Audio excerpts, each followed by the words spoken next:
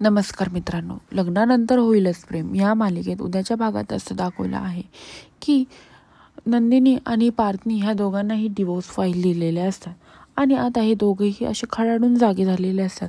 काव्याला पण खूप वाईट वाटलेलं असतं ती जे काही वागली आहे पार्थशी या प्रकरणाशी. तसंच आता ती स्वतःहून पार्थकडे येते आणि म्हणते की मला तुमच्याशी बोलायचं आहे. तेव्हा पार्थ काहीच उत्तर देत नाही.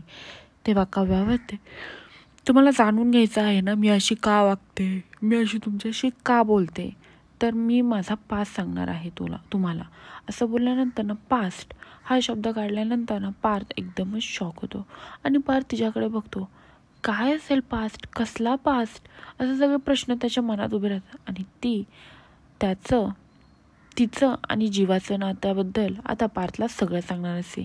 आणि ती आता जीवाचं आणि तिचं 1 वर्षाचं रिलेशन होतं ना, ते एकमेकांवर खूप प्रेम करत होते, हे सगळं पार्थला सांगणार आहे. आणि तसंच आता इकडे जीवा पण नंदिनीला म्हणतो की मला तुझ्याशी बोलायचं आहे. म्हणून तो किचनमध्ये येतो आणि म्हणतो की मला तुझ्याशी बोलायचं आहे आणि तुला जाणून घ्यायचं होतं ना ती कोण मुलगी आहे, तर मी तुला आज ते सांगणार आहे. असं बोलल्यानंतर ना नंदिनी जीवाकडे बघते. आता जीवा त्याच्या पास्टबद्दल सगळं सांगणार होता की तो नक्की असा का वागतोय, असं काय त्याला त्रास होतोय म्हणून तो तुझ्याशी पण असं वागतोय, हे सगळं तो आता नंदिनीला सांगणार आहे.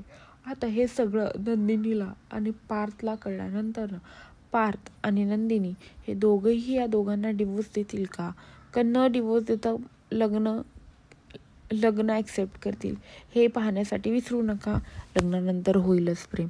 आणि माझ्या चॅनलला सबस्क्राईब करा. धन्यवाद.